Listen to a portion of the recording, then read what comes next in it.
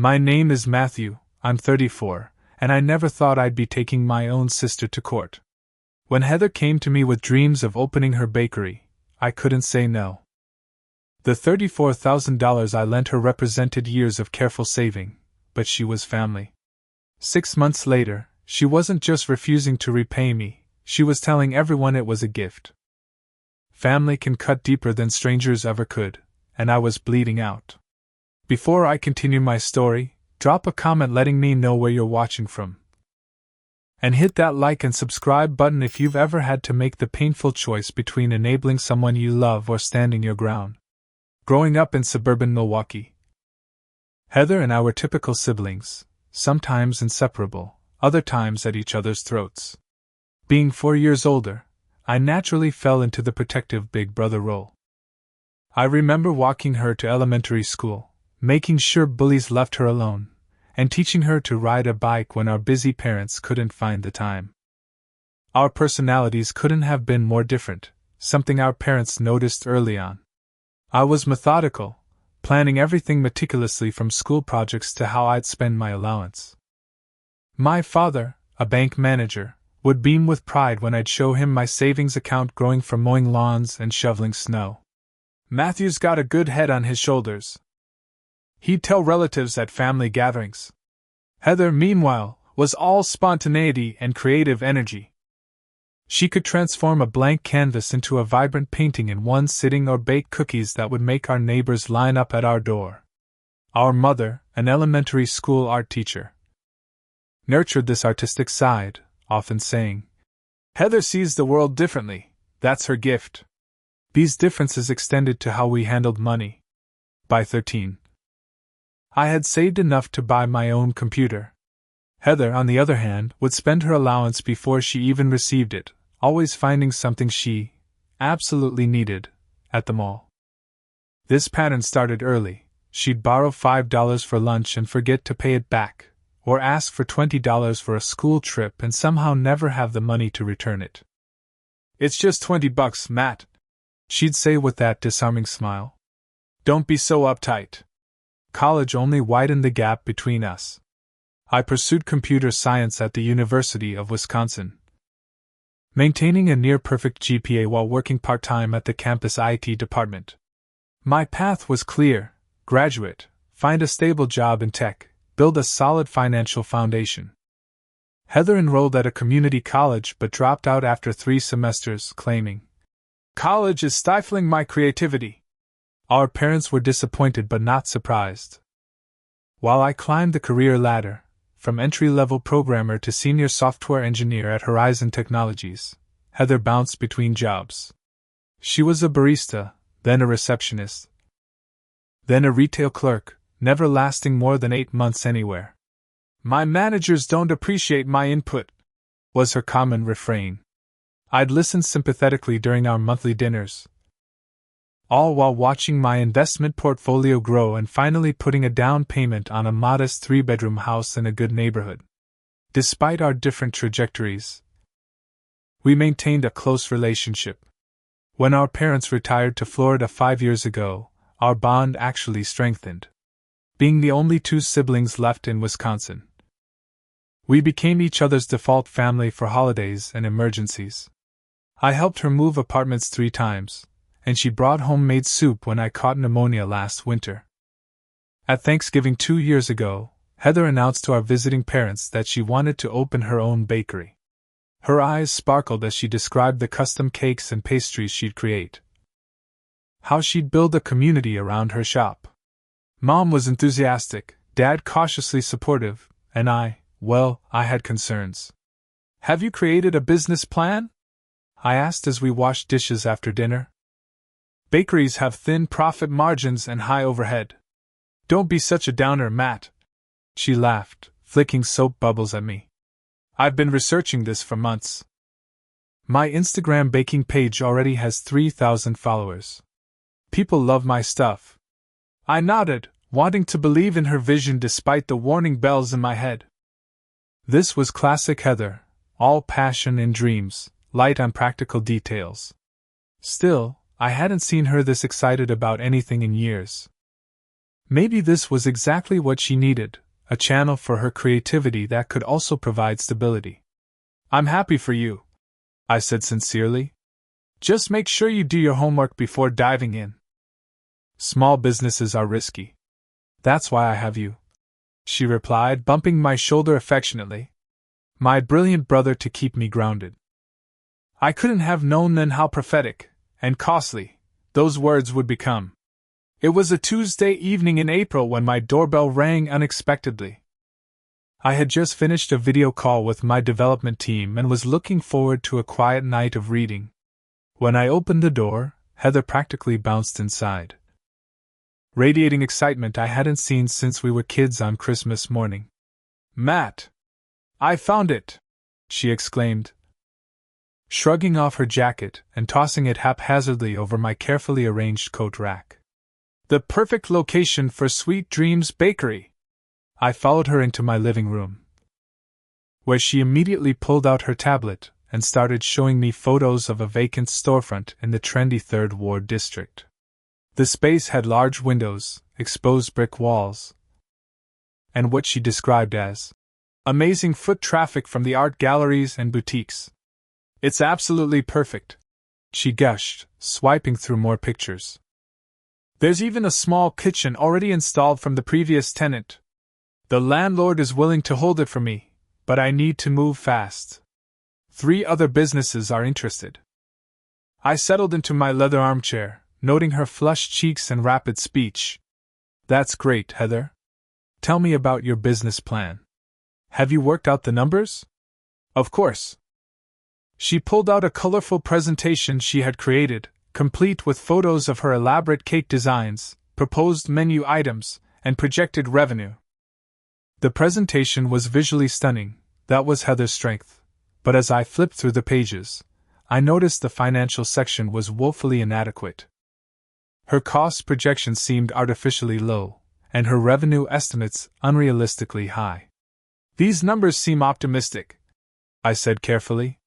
"Have you factored in equipment costs? Insurance? Emergency funds for repairs?" Yes, she said dismissively. "Look, I know it seems like a lot, but I've done my research. This location is a game changer, Matt. The previous tenant was paying $3,000 a month, but since they left suddenly, the landlord is offering me a 2-year lease at $2,500. That's unheard of in this area." I nodded, acknowledging the good deal on rent while noting she had sidestepped my specific questions. "So what about funding? Have you approached any banks about small business loans?" Her enthusiasm dimmed slightly. She tucked a strand of hair behind her ear, a nervous habit since childhood. "That's actually why I'm here. I've tried 3 different banks. They all turned me down because of my credit history and lack of collateral." This didn't surprise me. Heather had maxed out credit cards in her 20s and had a car repossessed 2 years ago.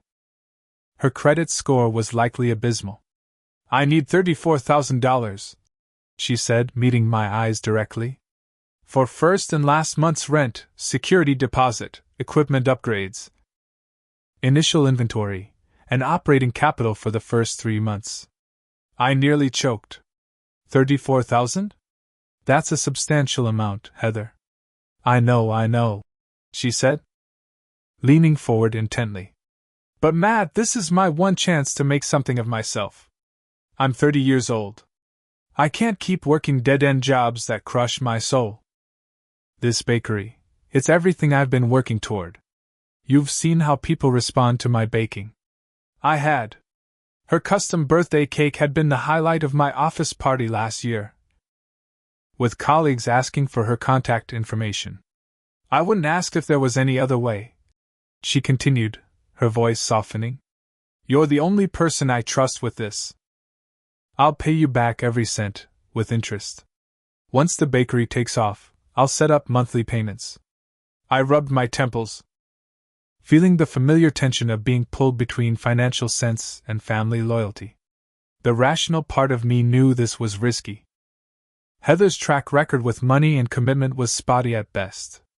But the brother in me saw the genuine passion in her eyes, the chance for her to finally find her path. We should draw up a formal loan agreement, I suggested. Something that outlines the repayment terms, interest rate, consequences of default. A contract? She looked hurt. We're family, Matt. We don't need paperwork between us. Don't you trust me? It's not about trust, I explained. It's about clarity. Business and family can get complicated. Having everything in writing protects our relationship. She crossed her arms. So you don't trust me? After everything we've been through? I sighed, recognizing the emotional trap. Push for a contract, and I'm the untrusting brother. Give in, and I'd potentially set us both up for problems. I'll tell you what, I said finally. I'll transfer the money tomorrow. We can discuss formal terms later, once you're settled in the space. Her face lit up instantly. Really? Oh my God, Matt! She launched herself at me, wrapping me in a tight hug. You won't regret this. I promise. Sweet Dreams is going to be amazing, and I'll pay you back so fast you won't even miss the money. The next morning, I transferred $34,000 from my investment account to hers.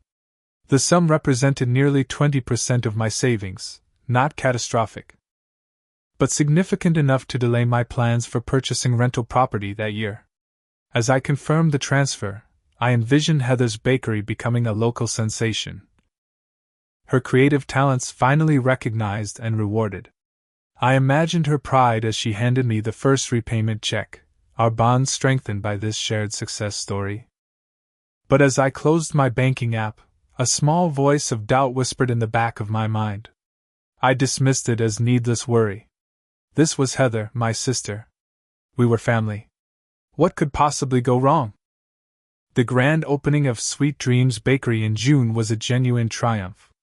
I arrived early, bringing a "congratulations" plant for her counter, and found Heather directing her two newly hired assistants with surprising authority.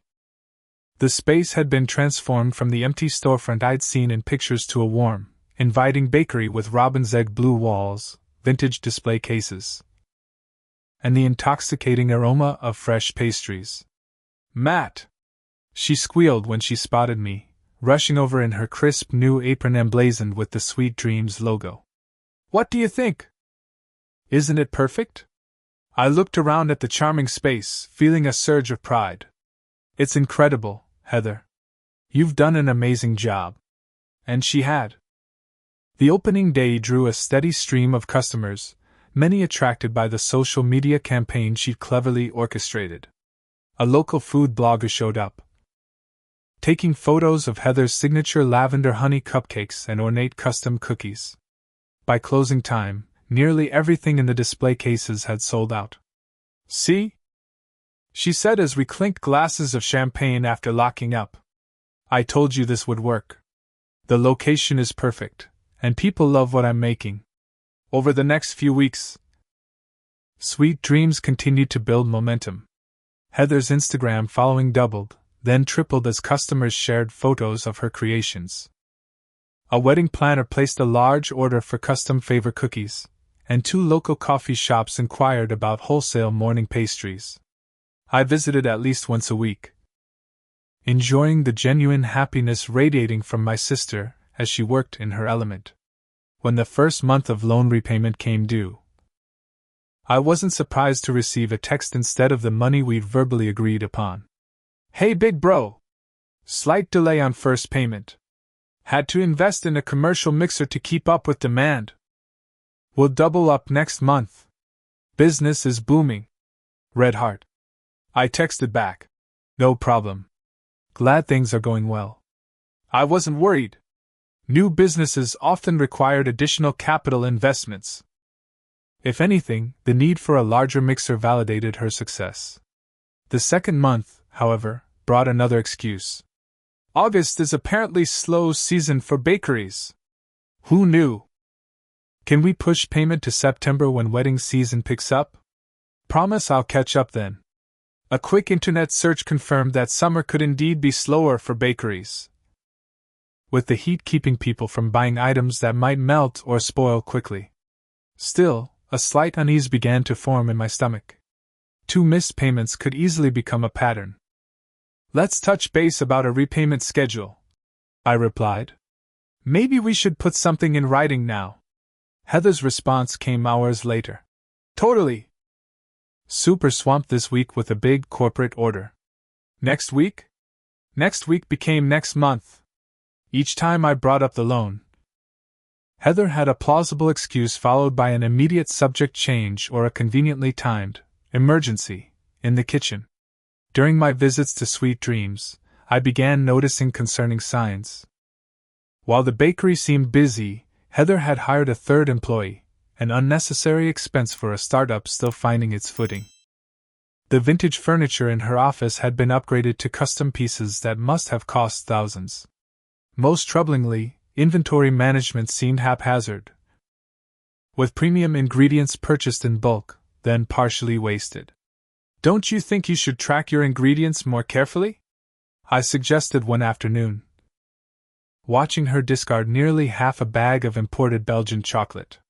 "That stuff isn't cheap. Don't micromanage me, Matt," she snapped before softening her tone. "Sorry. Just stressed with this big order. But seriously, I know what I'm doing. Sometimes you have to spend money to make money." That phrase became her mantra whenever I questioned any business decision. Meanwhile, I couldn't help but notice her personal spending seemed to be increasing as well. She arrived at our family dinner in September driving a new leased Audi, replacing her perfectly functional Honda. When Mom complimented her designer handbag, Heather beamed and said business was absolutely incredible. The bakery must be doing amazingly well. Our mother said proudly on our video call after dinner. Your sister is finally finding her way.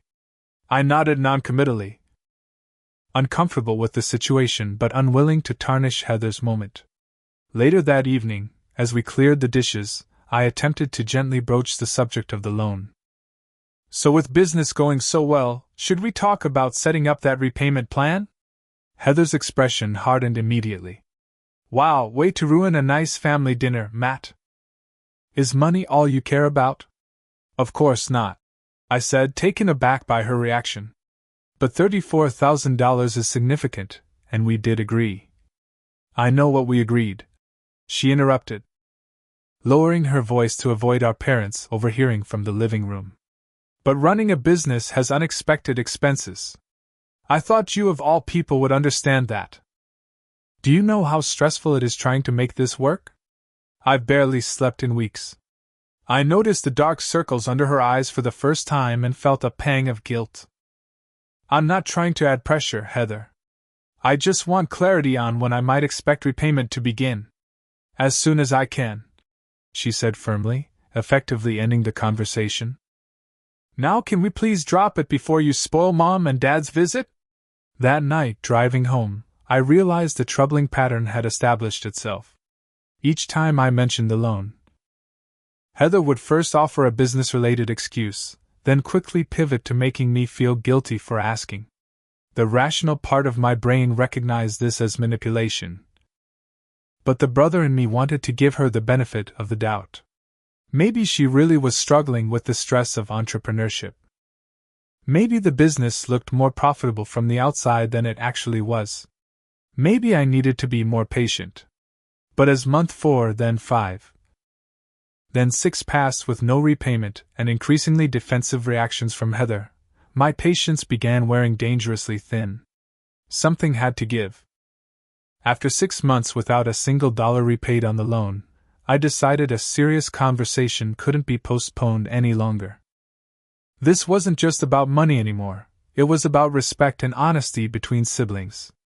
Before confronting Heather, I prepared methodically, documenting our original agreement, her subsequent promises, and our text exchanges about repayment.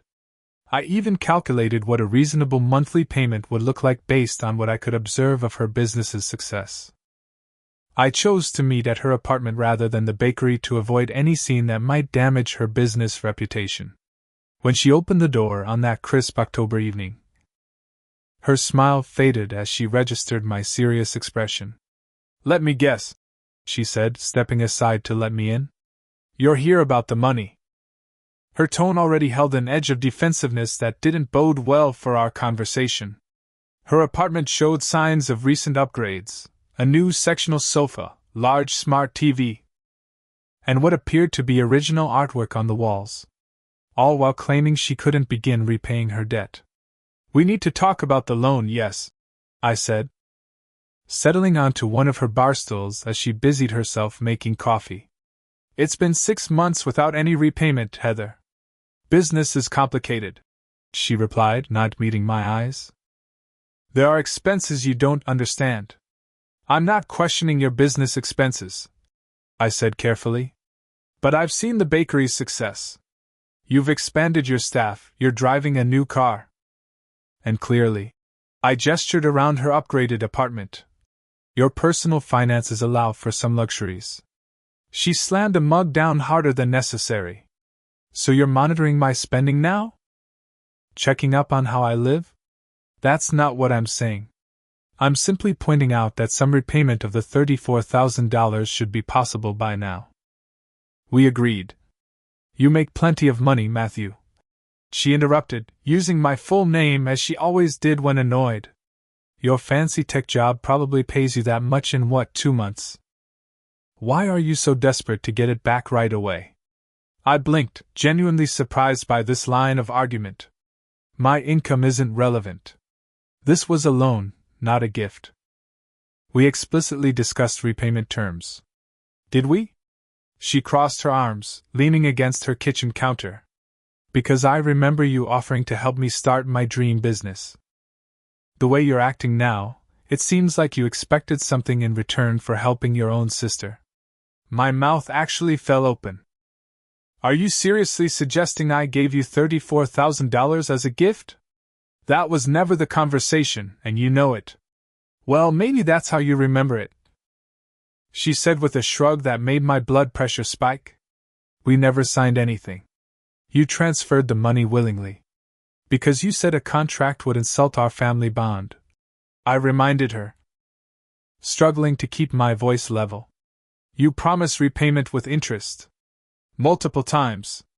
Look, she sighed, as if I were being unreasonable. Sweet Dreams is still finding its footing. Yes.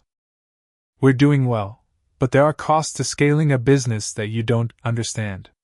Then help me understand, I countered. Show me your books. Let's look at the business finances together and work out a reasonable repayment plan. Her expression darkened. So now you want to pry into my business? You've always been like this, Matthew. Controlling. Thinking you know better than everyone else just because you're good with spreadsheets. This isn't about control. It's about the significant amount of money I lent you in good faith.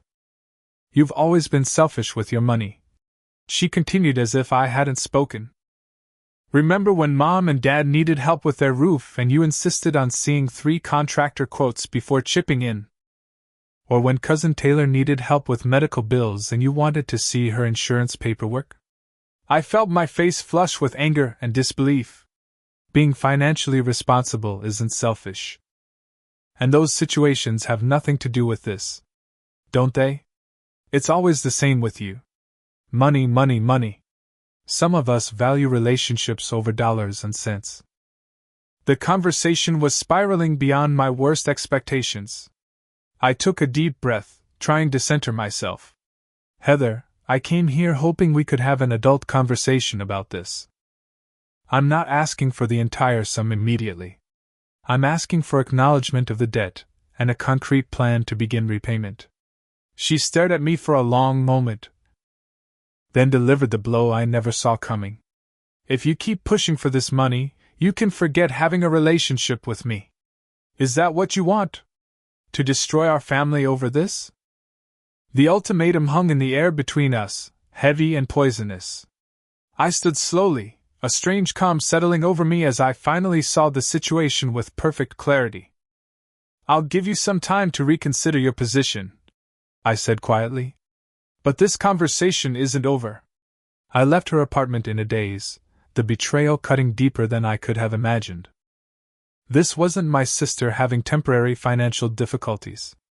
This was deliberate manipulation and gaslighting, using our family bond as a weapon against me. That night was one of the longest of my life. I lay awake replaying our conversation, questioning whether I had somehow misremembered our original agreement. Had I been unclear? Had I somehow implied the money was a gift? The doubt was insidious, exactly as Heather had intended. The next morning, I called our mutual friend Rachel, someone who had been present during several conversations about the bakery loan. Of course it was a loan, Rachel confirmed immediately. Heather talked about paying you back all the time in the beginning. She even mentioned adding interest to thank you for your help.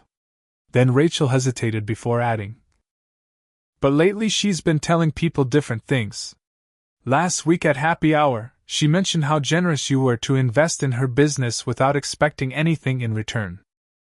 When Kimberly asked about repayment, Heather laughed and said you were financially set for life and basically gifted her the startup money. Each word felt like another small betrayal. This wasn't a misunderstanding or a temporary lapse in judgment. My sister was systematically rewriting our agreement, not just to me but to everyone in our social circle. The money hurt, certainly. But the deliberate manipulation and the willingness to leverage our relationship as emotional blackmail, that was the true wound, one that money couldn't measure. The week following our confrontation was a period of intense reflection. I vacillated between anger, hurt, and occasional self-doubt. Was pursuing this worth potentially fracturing our family? Could I simply write off the $34,000 as an expensive lesson in never mixing family with finances? My friend Benjamin, a litigation attorney I've known since college, invited me over for dinner to discuss the situation. As we sat on his deck with beers after the meal, he listened carefully to the entire story without interruption. You have several options, he said finally. Small claims court has jurisdictional limits, usually around $10,000 depending on the state, so that wouldn't cover the full amount. A civil lawsuit is possible, but without written documentation, you'd be relying on proving a verbal contract through circumstantial evidence. So basically, I'm screwed, I concluded grimly. I didn't say that, Benjamin corrected. Text messages discussing repayment, witness statements from people who heard her acknowledge the loan, her pattern of behavior, these all constitute evidence. The question is whether pursuing legal action is worth the personal cost. That was the crux of it. This wasn't just about recovering money, it was about principle. About not allowing someone, even family, to take advantage of me so blatantly. If you decide to pursue this, Benjamin continued, you need to document everything. Create a timeline of the loan agreement, gather all communications mentioning repayment, identify witnesses. Build your case methodically. Over the next few days, that's exactly what I did. I compiled text messages, emails, and social media posts where Heather had mentioned the loan or repayment. I wrote down dates and details of our verbal conversations while they were still fresh in my memory. I even found bank statements showing the exact transfer, labeled bakery loan for Heather. Before taking any legal steps, I decided to give Heather one final opportunity to resolve this amicably. I sent a formal, unemotional email outlining the original loan agreement, acknowledging her business success, and proposing a reasonable repayment plan of $500 monthly for the first year, increasing thereafter. Her response came 3 days later. I'm disappointed you're continuing to harass me about this. As I've said repeatedly, the business has expenses you don't understand. Your obsession with money is damaging our relationship. I suggest you focus on your own life instead of trying to control mine. Not a word acknowledging the loan. Not a counteroffer or request for more time. Just more deflection and emotional manipulation. The next day, my phone rang with my parents' number. My stomach sank. Heather had obviously reached out to them. Matthew. My father began awkwardly after pleasantries. Your mother and I are concerned about what's happening between you and your sister. She says you've been pressuring her about money while she's trying to build her business. I explained the situation carefully, emphasizing that this was a substantial loan with clear expectations of repayment, not a gift or casual lending between siblings. Well, my father said uncomfortably, business ventures are risky. Perhaps you should consider the money an investment rather than a loan. If the bakery succeeds, maybe she can pay you back eventually. That was never our agreement, I replied, frustration mounting. And the bakery is succeeding. She's choosing to spend money on personal luxuries rather than honoring her debt. My mother interjected, her voice strained. We don't want to take sides, Matthew. You two need to work this out between yourselves. Family is more important than money. After hanging up, I sat with their response for a long time. They weren't taking sides explicitly, but their unwillingness to acknowledge the fundamental unfairness of the situation felt like tacit approval of Heather's behavior. The family dynamics I'd grown up with were reasserting themselves, Heather as the creative free spirit who needed protection, me as the responsible one expected to be understanding and accommodating. But I was done accommodating financial abuse wrapped in family obligation. The next day, I scheduled a consultation with Diana Freeman, a respected attorney specializing in civil litigation. Her office was warm and unpretentious, with degrees from Northwestern and framed thank you notes from clients lining one wall. Based on what you've shared, Diana said after reviewing my documentation, you have a strong case for enforcement of a verbal contract. Text messages referring to repayment, witnesses who heard her acknowledge the debt. The business purpose of the loan, these all support your claim. However, she added carefully, litigation between family members has consequences beyond the legal outcome. Are you prepared for that? I considered her question seriously. I understand this may permanently alter my relationship with my sister. But I believe she's already done that by refusing to honor our agreement and manipulating me emotionally. Sometimes standing up for yourself is necessary, even against family. Diana nodded. Then let's proceed. I'll prepare the complaint for breach of verbal contract. Once filed, your sister will be served with papers and will have 30 days to respond. Be prepared for this to escalate before it resolves. The process of filing the lawsuit was surprisingly straightforward. Diana handled the legal paperwork, and I provided all the documentation and witness contacts. The hardest part was the emotional weight. Each step felt both liberating and heartbreaking. This wasn't how siblings should resolve problems. Yet here we were. A week after filing, Heather was served with papers at the bakery. Within minutes, my phone exploded with text messages. Are you serious right now? You're suing your own sister? I can't believe you would do this to your own family. Everyone is going to see what kind of person you really are. Mom is in tears. I hope you're happy with yourself. I didn't respond to any of them. Diana had advised against any communication that could be misconstrued or used against me. Instead, I forwarded the messages to her and tried to focus on work. Later that evening, my phone rang with Heather's number. Against my better judgment, I answered. How could you do this to me? She demanded, her voice raw with anger.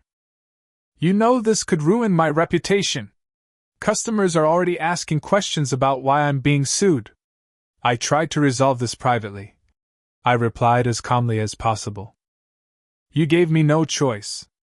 No choice? You could have been a decent brother and supported my dream instead of trying to destroy it. I will never forgive you for this, Matthew. Never. The call ended abruptly. I sat in my silent living room, her words echoing in my head. Was I destroying her dream? Was I the villain in this story? The doubt crept back in, but I pushed it away. No, I had been more than generous. With the initial loan, with patience, with multiple attempts to resolve this reasonably. This was the consequence of her choices, not mine. The lawsuit was moving forward. There was no turning back now. As the court date approached, an unsettling silence fell between Heather and me. Our usual text exchanges ceased completely. Family dinners were held separately, with our parents carefully navigating between us like diplomats between hostile nations. The distance was painful but clarifying. I could see the situation more objectively without the constant emotional manipulation. Through mutual friends, I learned Heather was telling everyone a highly edited version of events.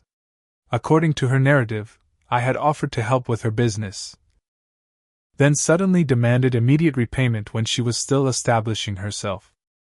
She claimed I was trying to control her business decisions and ultimately wanted to see her fail so she would go back to being dependent on me. The character assassination was both predictable and painful. Friends I'd known for years began looking at me differently, some avoiding me altogether. At a neighborhood barbecue, I overheard someone refer to me as the guy suing his own sister over money. The simplified version made me sound heartless, exactly as Heather intended. What I didn't expect was the call from our cousin Tyler. We weren't particularly close, but he had been present at the family gathering where Heather first announced her bakery plans. "I heard about what's happening with you and Heather," he said awkwardly. "Look, I normally wouldn't get involved, but this doesn't seem right. I was there when you guys talked about the loan at Thanksgiving. She definitely called it a loan and talked about paying you back once the bakery was profitable. I felt a surge of validation. Would you be willing to provide a statement to that effect? It would really help my case. That's why I'm calling," he confirmed. "I'll send an email with what I remember." It's not right for her to rewrite history like this. Tyler's support was an unexpected bright spot in an otherwise difficult period. With his statement added to the evidence, Diana felt increasingly confident about our case. "Verbal contracts are enforceable when there's consistent evidence of the agreement," she reminded me. "We have that evidence." As the court date arrived, I found myself in a strange state of calm. The emotional turmoil had settled into a steady resolve. This wasn't about punishing Heather. It was about standing up for myself and the truth of our agreement. The county courthouse was an imposing stone building, its corridors echoing with hushed conversations and the click of formal shoes. I spotted Heather immediately in the waiting area, wearing a conservative dress that contrasted sharply with her usual bohemian style, clearly dressed to impress the judge. She was alone. Apparently, she hadn't hired an attorney, likely counting on her emotional appeal and our family connection to win sympathy. She refused to make eye contact as we entered the courtroom. The proceedings began with a formality that felt surreal given the personal nature of our conflict. Judge Keller, a stern-looking woman in her 60s, reviewed the case briefly before asking me to present my claim. Diana methodically laid out our case, the specific conversation where the loan was agreed upon, the text messages referencing repayment, Tyler's witness statement, and documentation of the money transfer. She emphasized the business purpose of the loan and Heather's initial success followed by refusal to begin repayment despite clear ability to do so. When it was Heather's turn to respond, she shifted into the emotional narrative I'd expected. Her voice trembled slightly as she described her lifelong dream of owning a bakery, how I had offered to help as her successful brother, and how running a small business was more difficult than anyone realized. "My brother makes 6 figures at his tech job," she told the judge, her eyes glistening with tears that seemed to appear on command. "This money means nothing to him. He's doing this because he's always needed to control me, to make me feel small when I finally found success on my own." Judge Keller remained impassive. "Ms. Winters, did you discuss repayment of this sum with your brother?" "We talked about the possibility of me paying him back someday, if the business did well," Heather admitted reluctantly. "But there was no formal agreement. It was a family helping family situation. Yet these text messages," the judge held up printouts, "show you specifically mentioning repayment schedules and apologizing for delayed payments. That suggests you understood this was a loan requiring repayment." Heather shifted uncomfortably. "I was just trying to make him feel better. He kept bringing it up, and I didn't want to fight. And these bank statements show regular profits from your business over the past 5 months," along with substantial personal expenditures. The judge continued, including a leased luxury vehicle and a vacation to Cancun last month. This was news to me. Cancun? While claiming she couldn't begin repaying her debt? Heather's composure cracked slightly. Running a business has many expenses that don't show up on simple bank statements. And my personal spending is not relevant to this case. On the contrary, Judge Keller replied, your ability to repay is directly relevant in a breach of contract case. The questioning continued for another 20 minutes, with Heather's story becoming increasingly convoluted as she tried to explain away the evidence. Judge Keller took notes throughout, her expression unreadable. After a brief recess, we returned for the verdict. The judge's decision was unequivocal. Based on the preponderance of evidence, the court finds that a verbal contract for a loan of $34,000 did exist between Matthew Winters and Heather Winters. The defendant is ordered to repay the full amount plus court costs. A payment schedule will be established based on the defendant's financial situation. Relief washed over me, not just because of the financial recovery, but because someone in authority had validated the truth. Heather's face flushed with anger and embarrassment. She gathered her belongings without looking at me and stormed out of the courtroom. The legal victory, however, didn't immediately translate to repayment. 2 weeks passed with no word from Heather and no payment. Diana advised patience, explaining that compliance with court orders sometimes required additional enforcement mechanisms. Meanwhile, I began hearing troubling rumors about Sweet Dreams Bakery. A former employee reached out via LinkedIn with information that cast the business in a new light. Your sister hasn't been honest about the bakery's finances, she wrote. We were actually quite profitable from month 3 onwards. She kept 2 sets of books, one showing minimal profits that she'd show you if you asked, and the real numbers that were much higher. The renovation of her apartment and the new car came directly from business profits that should have gone toward your loan repayment. This information, while infuriating, was also actionable. Diana filed for post-judgment discovery to examine Sweet Dreams' financial records. The court granted the request, leading to a complete audit of the business. The results were eye-opening. Not only was the bakery significantly more profitable than Heather had claimed, but she had been systematically transferring business funds to her personal accounts, categorizing them as consulting fees to herself. The business could easily have supported loan repayments from the 4th month of operation. With this evidence, Diana moved to enforce the judgment through wage garnishment and a lien on the business assets. The court approved both measures, ensuring that repayment would begin whether Heather cooperated or not. The public nature of the legal proceedings inevitably affected Sweet Dreams' reputation. Regular customers began asking questions. A local business blog ran a story about the lawsuit, presenting both sides but emphasizing the court's findings. Online reviews started mentioning the controversy, questioning Heather's business ethics. 3 months after the judgment, as the financial consequences began taking effect, I received a call from Heather. It was the first direct communication since the courtroom. Are you happy now? She demanded, her voice tight with restrained emotion. The bakery is struggling because of what you've done. Customers are asking if I cheat everyone the way I cheated my brother. You've destroyed everything I built.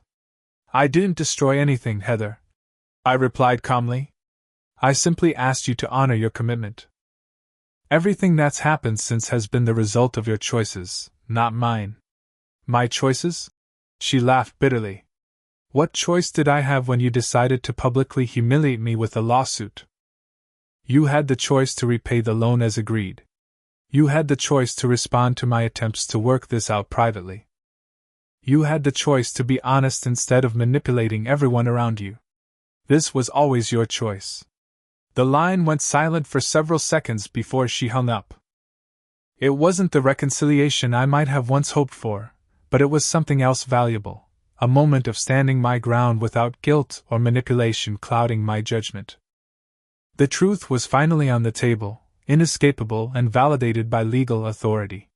Whatever happened next would build from that foundation of reality, not the convenient fiction Heather had tried to establish.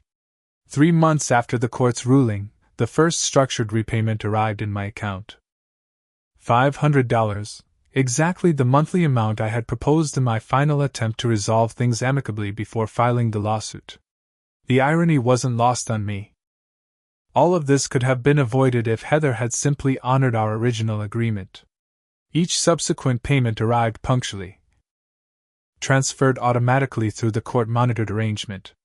I felt conflicted with each notification. The financial vindication was satisfying, but the personal cost remained painful.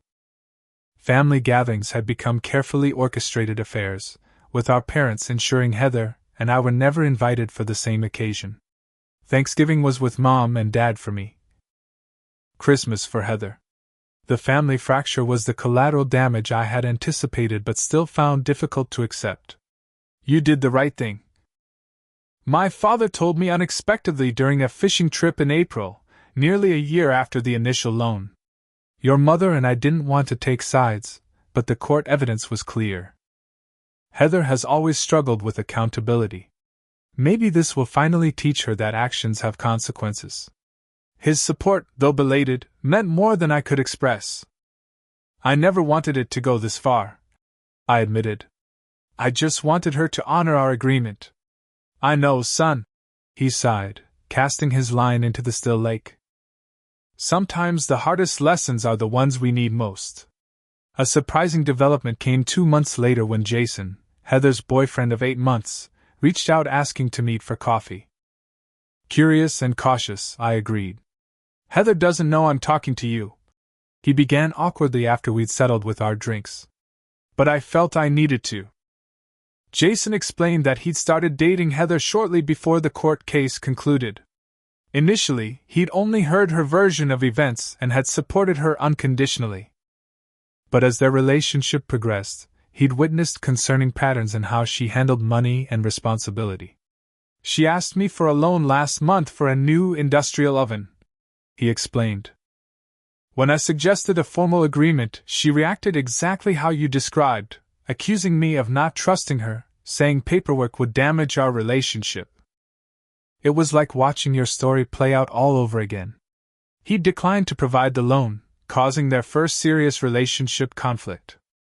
But it had also prompted him to research the details of our court case, leading to his current perspective. The thing is, he continued, I think the court order has actually been good for her. Though she'd never admit it. She's been forced to implement proper business accounting. She's working with a financial advisor now. The bakery is running more efficiently than ever. This information was both vindicating and unexpectedly hopeful. Perhaps something positive had emerged from this painful episode after all. She still feels humiliated by the whole thing, Jason added. But between us, I think she knows she was wrong. She's just not ready to acknowledge it yet. I nodded, appreciating his honesty while recognizing that forgiveness and reconciliation would be a much longer journey, if they happened at all. My own healing process had been progressing through weekly therapy sessions with Dr. Marshall, who specialized in family conflict. Through these conversations, I'd come to recognize unhealthy patterns in our sibling dynamic that predated the loan situation, my tendency to enable Heather's irresponsibility, her skill at emotional manipulation, our parents' role in reinforcing these behaviors. Setting boundaries isn't abandonment, Dr. Marshall reminded me during a particularly difficult session. It's actually an act of respect, for yourself and for the other person. You're saying, I value this relationship enough to make it healthy. This perspective helped me process the guilt that occasionally surfaced, especially during family holidays or when mutual friends provided updates about Heather's life. I wasn't the villain for enforcing a legitimate agreement. I was finally breaking a dysfunctional pattern that had defined our relationship for decades. 1 year after the court ruling, the loan was fully repaid through consistent monthly payments. The final transfer arrived with no message, no acknowledgement of the milestone. I hadn't expected one. But a small part of me had hoped for some sign of closure. That closure came unexpectedly 2 months later at our cousin Rebecca's wedding. It was the first family event where scheduling couldn't keep Heather and me apart. We navigated the ceremony and cocktail hour without direct interaction, exchanging only distant nods of recognition. During the reception, however, I found myself alone at the bar when Heather approached. My pulse quickened as she ordered a glass of wine and then turned slightly toward me. "Congratulations on your promotion," she said, surprising me. "Mom mentioned you're leading a development team now." "Thanks," I replied cautiously. "Sweet Dreams seems to be doing well too. I saw the feature in Milwaukee Magazine." She nodded, a ghost of pride crossing her features. "We're expanding to a second location next spring. I've got a proper business loan from First National this time. They were impressed with my improved credit score and business plan." The irony hung unspoken between us. The very conflict that had damaged our relationship had ultimately forced her to develop the financial responsibility she had previously lacked. "That's great, Heather. Truly." She took a sip of her wine, then added quietly, "The loan officer mentioned that regular repayment of previous debts was a significant factor in their approval. So I guess well anyway." It wasn't an apology, but it was an oblique acknowledgement, perhaps the closest she could come to admitting I had been right. For now, it was enough. We maintained a civil distance for the remainder of the wedding, but something had shifted. The sharp edge of betrayal had dulled, replaced by a cautious acceptance of our new reality. We would likely never regain the closeness we once had, but perhaps we could eventually build something new, a relationship based on honest boundaries rather than enabling and dependency. The experience transformed my approach to money and relationships fundamentally. I became much clearer about financial boundaries, not just with family but with friends and colleagues as well. When a coworker asked for a loan for a down payment, I helped him research first-time homebuyer programs instead. When my cousin needed money for car repairs, I offered to co-sign a reasonable bank loan rather than providing cash directly. Some might view this as coldness, but I recognized it as healthy boundaries, the kind that ultimately respect both parties' dignity and independence. True generosity doesn't enable dependency or irresponsibility. It fosters growth and self-sufficiency. The most profound lesson, though, was about self-respect. Standing up for myself, despite the emotional cost and social pressure, had been an act of self-care that rippled through every area of my life. I became more confident in professional negotiations, more authentic in personal relationships, and more peaceful in my own skin. Looking back on this painful chapter, I realized that sometimes the most loving thing we can do, for ourselves and others, is to hold firm to truth and accountability, even when it would be easier to give in. Sometimes the harshest lessons are necessary catalysts for growth. And sometimes, when family dynamics become toxic, creating distance isn't abandonment, it's the only path to eventual healing. What about you? Have you ever had to make the difficult choice between maintaining peace and standing up for yourself with family? Have you found that sometimes the most caring action isn't the easiest one? Drop your thoughts in the comments, and if this story resonated with you, please like, subscribe, and share with someone who might need to hear that setting boundaries with family isn't selfish. It's sometimes the most loving thing you can do. Thanks for listening to my journey, and remember, true family supports your growth, not your enabling.